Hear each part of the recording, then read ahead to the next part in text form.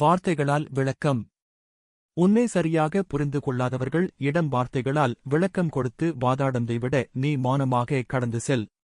உனக்கு ஒன்று பிடிக்காத போது, உங்களுடன் யாரும் பேசாத போது, உன்னை குறை கூறும்போது, உனக்கு கோபம் வரும்போது, உன்னை வெறுக்கும்போது, உனக்கு பிரச்சனை வரும்போது மௌனம் ஒன்றே சிறந்தது, எல்லாம் முடிந்தது என சோர்வடையும் போது துணிச்சலுடன் எழுந்து நில்லுங்கள். நம் கோபத்தை தூண்டி நம்மை பேச வைத்து நம்மையே குற்றவாக்குபவர்களுக்கு மௌனத்தை பரிசாக்குவதே சிறந்தது. உண்மையான பாசமா உள்ளவர்கள் தப்பே செய்தாலும் உங்களை விட்டு போக மாட்டார்கள். குடும்ப உறவுகள் நன்றாக இருக்க வேண்டும் என நினைத்தால் பல விஷயங்களை விட்டு கொடுத்து போக வேண்டும்.